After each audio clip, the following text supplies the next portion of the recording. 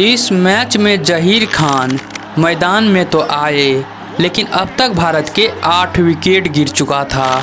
भारत के पास महज 2 ही विकेट बचा हुआ था और अभी भी भारत को जीत के लिए 62 रन की ज़रूरत था।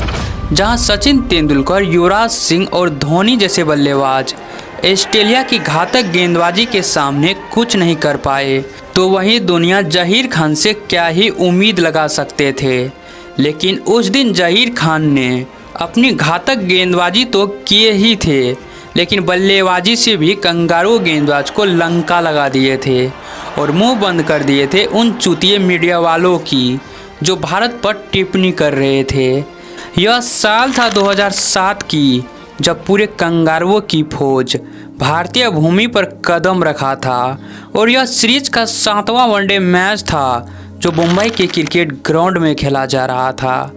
करोड़ों दर्शकों के बीच में टॉस हुआ और सिक्का कंगारुओं के पक्ष में जा गिरा और उन दिनों में कंगारुओं के मकसद साफ रहता था, टॉस जीतो और पहले बल्लेबाजी करो और इतना बड़ा टारगेट खड़ा कर दो कि सामने वाली टीम देखकर ही हार मान ले।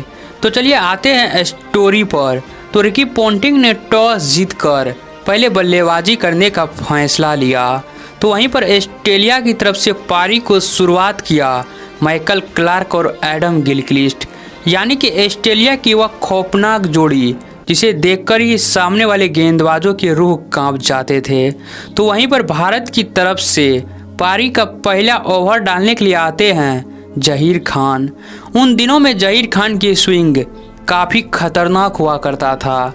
पलक झपकते ही बल्लेबाजों की किल्लियां उखाड़ देते थे और जहीर खान ने अपनी पहले ही गेंद पर माइकल क्लार्क के तीनों किल्लियां उखाड़ फेंक दिया और इस मैच में माइकल क्लार्क अपना खाता भी नहीं खोल पाए।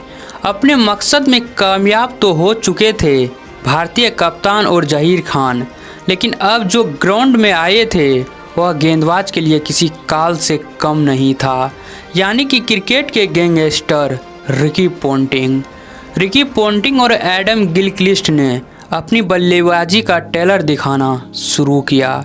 ग्राउंड के हर कोने में गेंद को भेजने लगा। यह दोनों की बल्लेबाजी ने भारतीय कप्तान धोनी को भी हैरान कर दिया। ग्राउंड में बैक टू बैक प्रहार करते हुए 10 ओवर तक में ऑस्ट्रेलिया के स्कोर बोर्ड को 50 रन के पार पहुंचा दिया। इसमें हैरान होने वाली कोई बात नहीं, बल्कि कंगारुओं की बल्लेबाजी ऐसे ही चलती थी। लेकिन यहां पर आए इरफान पठान, जिन्होंने एडम गिलक्रिस्ट को हरभजन सिंह के हाथों में कैच आउट करवाया। इस प्रकार से ऑस्ट्रेलिया का दूसरा विकेट 60 रन के स्कोर पर गिरा। लेकिन रिकी पोंटिंग की आक्रामक बल्लेबाजी ग्राउंड में जारी था। भारतीय बॉलिंग कोच और महेंद्र सिंह धोनी को कुछ समझ में नहीं आ रहे थे आखिर ऑस्ट्रेलिया के इस तूफान को मैदान में कैसे रोके। और देखते ही देखते रिकी पोंटिंग ने अपनी आक्रामक बल्लेबाजी से ऑस्ट्रेलिया के स्कोर बोर्ड को तो 100 रन के पार तो पहुंचा ही दिया था, साथ में अपना 50 रन भी पूरा कर लिया। एक साइड से विकेट तो जरूर गिर रहे थे, लेकिन रिकी पोंटिंग को उससे कोई फर्क नहीं पड़ रहे थे। भारत के गेंदबाजों को कोई तोड़ नहीं मिल रहा था रिकी पोंटिंग के लिए। लेकिन मैच के 27वां ओवर लेकर आए आरपी सिंह, जिन्होंने अपनी पहले ही गेंद पर ऑस्ट्रेलिया की सबसे बड़ा मछली को अपनी जाल में फंसाया, यानी कि रिकी पोंटिंग को पेवेलियन के रास्ता दिखाया और यहां से आने वाले गेंदबाजों को राहत की सांस दिलाया आरपी सिंह। लेकिन कंगारुओं के टीम में उस समय वह बेरहम खिलाड़ी शामिल रहते थे जो जितना देर ग्राउंड में रहेगा उतना ही गेंदबाजों को दर्द देगा, और वहीं हो रहा था इस मैच में। लेकिन यहां से भारतीय गेंदबाज कम बैक करते हैं और कंगारुओं का बैक टू बैक विकेट गिराना लाइन लगा देते हैं और 42 ओवर तक में पूरे कंगारुओं की फौज को पेवेलियन के रास्ता दिखा देते हैं। अब इस मैच को भारत को जीतने के लिए चाहिए थे पूरे 50 ओवर में सिर्फ 193 रन।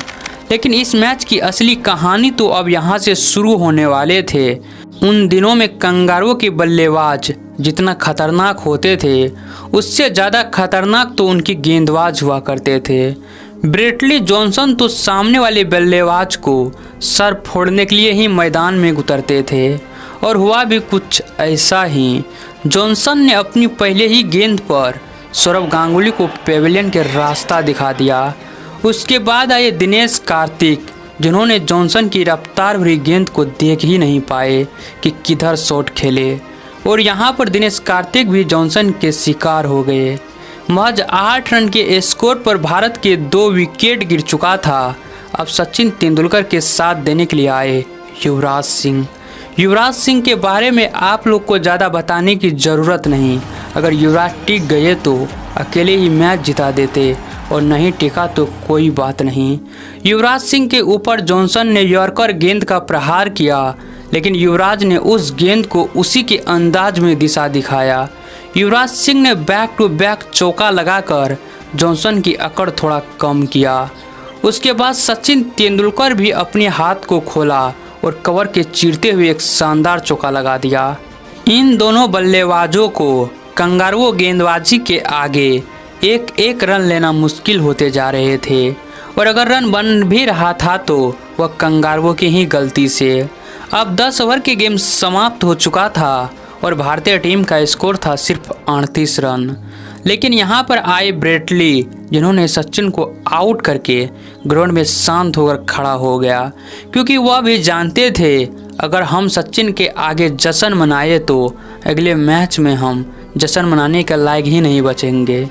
अब मैदान में आए रॉबिन उथप्पा, लेकिन एक साइड से युवराज सिंह भारतीय स्कोर बोर्ड को चला रहे थे। भारतीय स्कोर बोर्ड बड़ी मुश्किल से 50 रन के करीब पहुंचा, लेकिन यहां पर आए नाथन ब्रेकन, जिन्होंने युवराज सिंह को अपनी जाल में फंसा लिया। अब रॉबिन उथप्पा के साथ देने के लिए आए महेंद्र सिंह धोनी। धोनी आते ही एक शानदार चौका लगाकर भारतीय स्कोर बोर्ड को 50 रन के पार पहुंचाया। लेकिन एक बार फिर आए नाथन ब्रेकन, जिन्होंने महेंद्र सिंह धोनी को महज 5 रन पर आउट करके पेविलियन के रास्ता दिखा दिया। अब 18 ओवर तक में भारत के 5 विकेट गिर चुका था, वह भी सिर्फ 63 रन के स्कोर पर।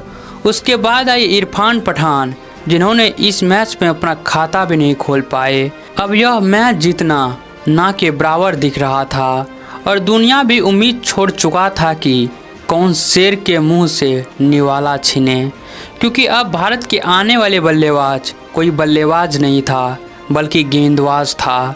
लेकिन रॉबिन उथप्पा ने ग्राउंड में अपनी आक्रामक बल्लेबाजी जारी रखा। रॉबिन उथप्पा के कंधे से कंधे मिलाकर साथ दे रहे थे हरभजन सिंह। हरभजन सिंह और रॉबिन उथप्पा ने ग्राउंड में बैक टू बैक प्रहार करके भारतीय स्कोर बोर्ड को 100 रन के पार पहुंचा दिया। लेकिन अभी भी भारत जीत से काफ़ी दूर खड़ा था। लेकिन रॉबिन उथप्पा की आक्रामक बल्लेबाजी को देखकर दुनिया को विश्वास हो गया, जब तक यह रहेगा भारत की जीत हो सकता है। लेकिन उतना उम्मीद भी नहीं लगाए थे कि भारत जीत ही जाएगा। लेकिन यहाँ पर आए माइकल क्लार्क, जिन्होंने रॉबिन उथप्पा को आउट करके भारतीय दर्शकों की यह छोटी सी उम्मीद को भी चकनाचूर कर दिया। अब इस मैच में जहीर खान मैदान में तो आए, लेकिन भारत को जीत के लिए चाहिए थे 62 रन और भारत के 7 विकेट गिर चुका था। जहीर खान आते ही कवर की दिशा में गेंद को भेजकर इसी 1 रन के साथ अपनी पारी को शुरुआत किया। उसके अगले ही ओवर में जहीर खान ने एक शानदार चौका लगा दिया और भारतीय स्कोर बोर्ड को 34 ओवर तक में 140 रन तक पहुंचा दिया। लेकिन यहां पर आए जॉनसन, जिन्होंने हरभजन सिंह को आउट करके भारत को हार की दहलीज पर खड़ा कर दिया। अब भारत के 8 विकेट गिर चुका था और कंगारुओं जीत के लिए सिर्फ 1 और विकेट से दूर था। उसके बाद आए मुरली कार्तिक, जिन्होंने इसी 2 रन से अपनी पारी को शुरुआत किया और इसके अगले ही ओवर में जहीर खान ने एक और शानदार चौका लगाकर भारतीय स्कोर बोर्ड को 50 रन के पार पहुंचा दिया।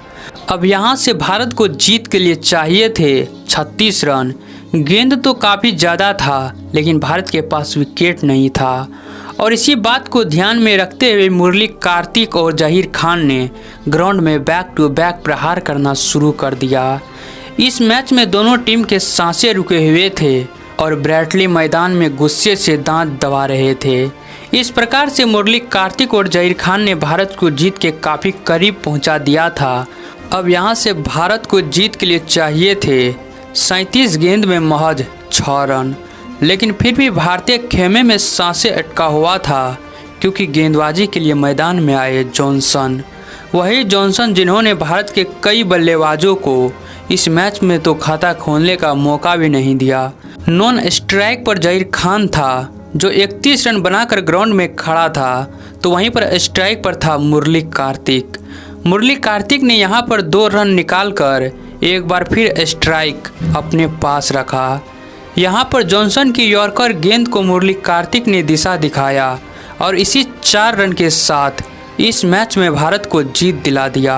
तो मुरली कार्तिक और जहीर खान के नाम इस वीडियो पर एक लाइक और एक कमेंट तो ज़रूर कर दीजिएगा, और कमेंट में हिंदुस्तान जिंदाबाद ज़रूर लिख दीजिएगा। तब तक आप लोग यह वीडियो ज़रूर देख लीजिएगा।